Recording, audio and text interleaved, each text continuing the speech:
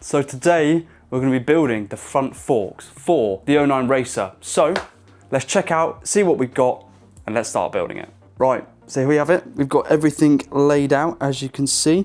We've got the forks, we've got the rim star looking very nice, and the front shock, etc. I've laid everything out so we can see everything that we've got. So yeah, without further ado, we're basically going to get straight into it, start building it, and yeah, we're going to get it finished in this video. So yeah, stay tuned, watch till the end. Please like and subscribe if you haven't already.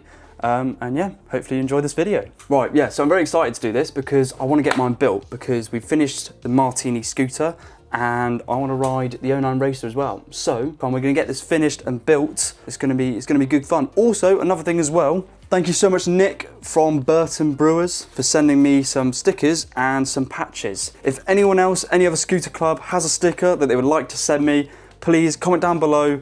Get in touch with me. I'll put all my socials in the description. And yeah, please send me your stickers because I'm going to put them all up on the wall. I'm going to make daily shout outs and obviously in all the videos. Contact me down below, all my social medias in the description. And yeah, send me your stickers and your patches and they'll all go up on the wall.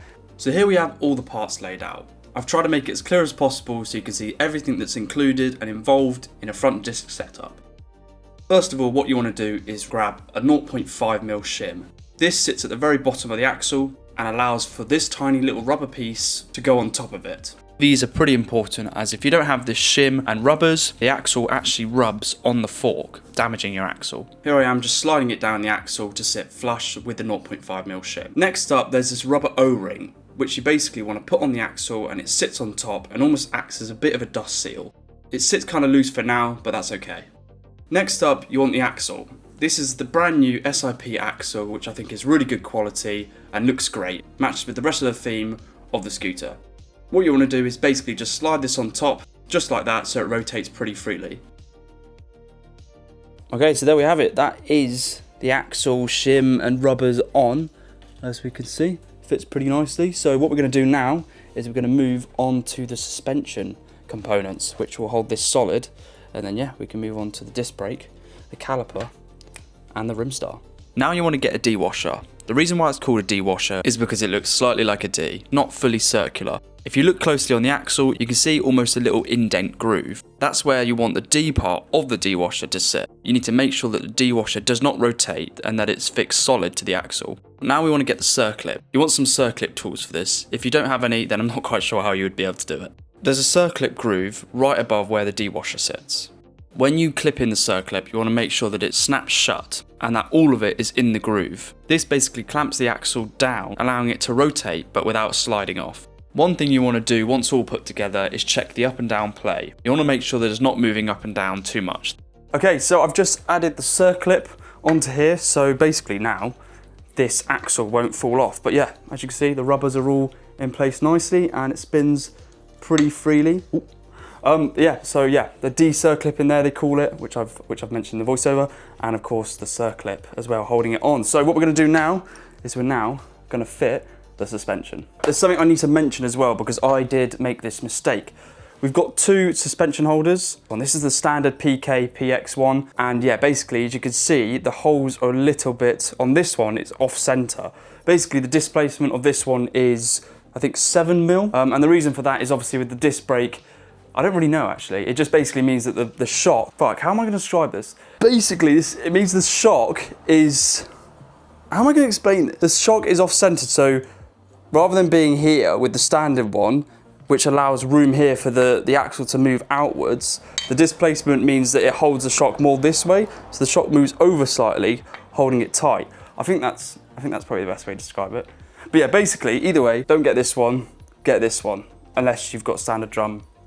And then you can use this for the normal shock. Anyway, hopefully that makes sense. Probably not. Anyway, let's get back to it and hopefully I'll make up for myself.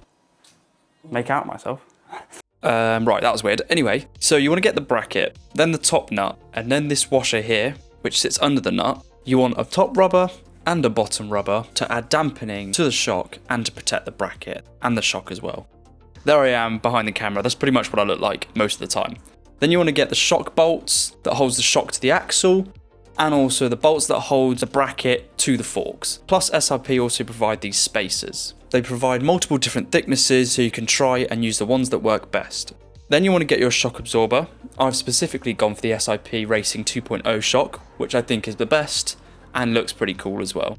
I got it in this nice polished metal, so it contrasts nicely with the black features on my front brake setup. So here I am assembling the bracket to the forks with some washers and a nut.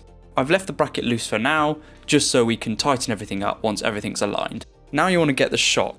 As you can see, I'm testing one of the spacers to basically make sure that the axle holds the shock nice and firmly and there's no side to side movement. It slides on pretty easily, and I'm checking to make sure that there's no rocking. I did test quite a few of these and found out that I needed 2 spacers either side. Now I'm adding the bottom rubber, slotting it into its hole, fits pretty nicely. But now I'm going to rest my voice and pass you back over to the weirdo. So that was the little fiddly bit. There's probably more than one way, there's probably more than that way especially to do it. Probably easier ways as well, but I don't really know. That's the way that I've found. Let me know down below what should come first, whether you fit the bracket to the shock first, I don't know. And yeah, like I said, there's a little spacer in there. SIP shocks come with different size spacers. Basically, you just don't want any sort of up or down wobbles. There is a little bit of up and down wobble there, so I might add a slightly thicker spacer or at least another one.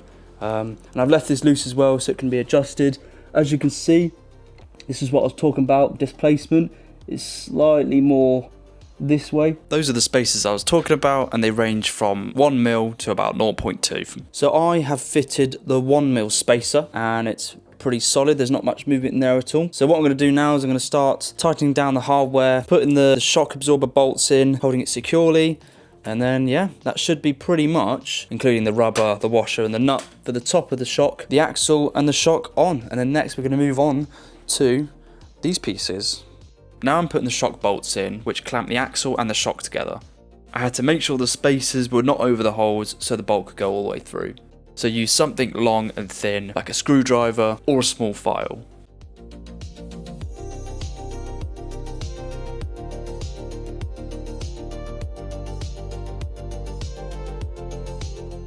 Okay, that was really fiddly, but I managed to get it in. So I've actually added 2 spacers. So I've added a 1mm, you probably can't see it, or maybe a little bit. I've added 1mm to the top and a 1mm spacer to the bottom.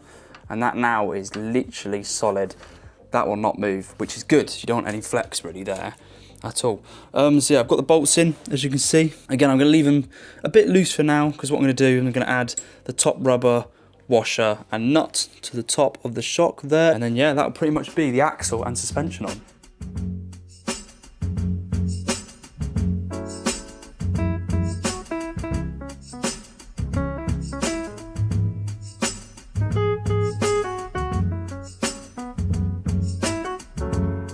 So yeah, there we have it. That is pretty much the axle and the suspension on, which flipping out looks good. So yeah, what I'm going to do now is I'm going to tighten everything down, so it doesn't come loose or fall off, because that would not be good. So yeah, oh, just look at that. I'm really looking forward to playing around with these and finding out the perfect setting, which will probably be really flipping soft because our roads are shite in this country. But anyway, yeah, so I'm looking forward to playing around with that, and of course the suspension here, which I've got in, there you go. Actually, let me get it out. It's basically like a little tool, which comes with the shock, which is good.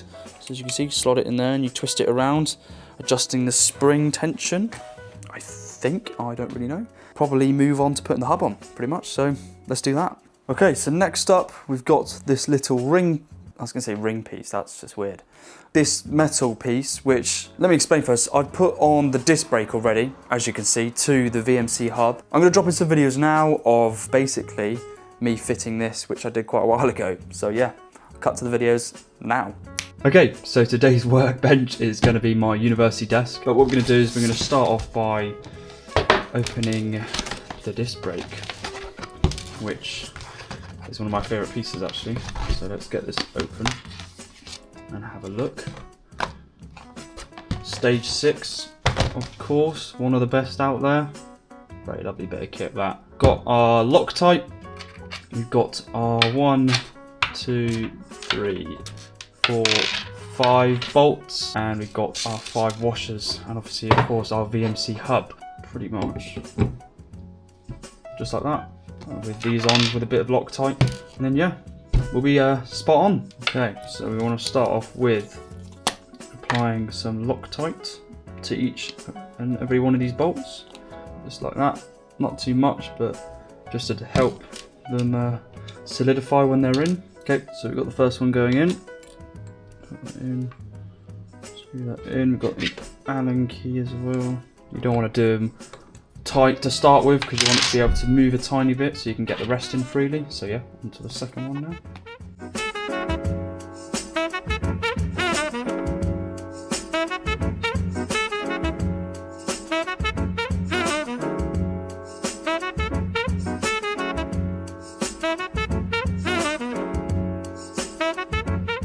So now we've got all of them in, all Loctited and all with a washer on. What we want to do is we want to start tightening them up, but in a sort of hexagonal star-shaped pattern. So obviously you tighten that evenly. So for example, you start there, then do this one, then do this one, then do this one, then do this one. This is to make sure they're obviously tightened evenly. And when it comes to torquing them up, you want it to be about 12 to 14 Newton meters. And obviously when you put them in, make sure that you're not rounding off the thread, so just make sure it's nice and easy to go in. Some may be a little bit more difficult, but yeah, just make sure you're just being careful with doing that. Right, anyway, let's tighten them all up in that star-shaped hexagonal pattern.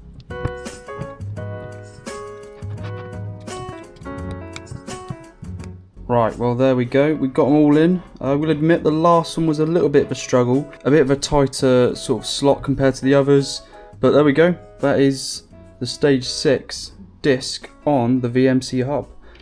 Fast forwarding back to now. Next up we've got this small O-ring, which goes on the top of the shaft, just like so. Now we've got this oil seal, which you can either put in the seal or on the hub like so. I think either way works. I put it on the hub. Now I've put the hub on, just like so, and it seems to spin pretty well. However, I definitely advise greasing up the bearing and the shaft, just so everything's nice and lubed up and spins nice and freely. This hub was quite tough to get on, so what I did is I put the nut on and tightened it up using a wrench, which pushes the hub down evenly without any damage.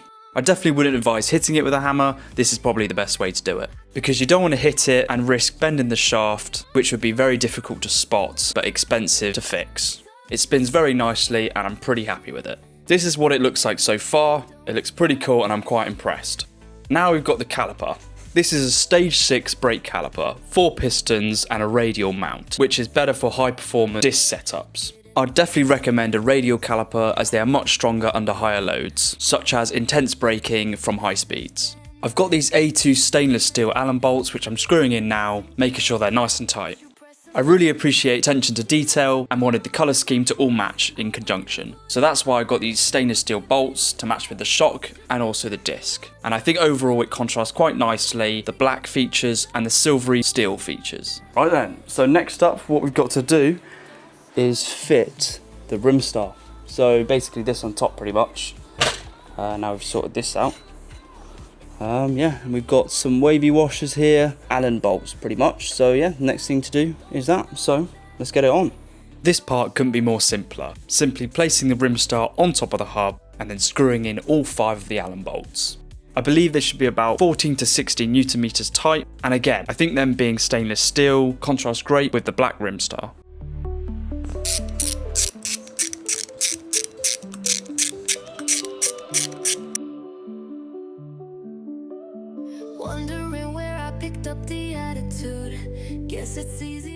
And now one of the most satisfying parts, peeling the sticker off the caliper. So there we have it. That is the front forks built for the 09 Racer. So yeah, not a bad little setup. Should definitely perform well and stop that very quick MHR engine, which is the main thing. So yeah, let me know what you think, if you like the setup, and if there's anything you would change or anything you suggest instead. But yeah, I'm very happy with this setup. I'm very happy with how it's turned out and how it looks. Yeah, it's definitely exactly what I wanted it to be. Very fortunate to be able to choose these parts, and yeah, it's not looking too bad. I'm very happy with it as well. Obviously the forks that I painted as well, which is cool. So yeah, next time you see this, it will be being installed to the 09 PK Racer, which should be very cool. So yeah, if you did enjoy this video and enjoy the step-by-step process on how to build this front end race fork, then yeah, please comment down below. And yeah, thank you so much for watching. I will see you in the next video for more scooter content. Cheers guys, thanks for watching.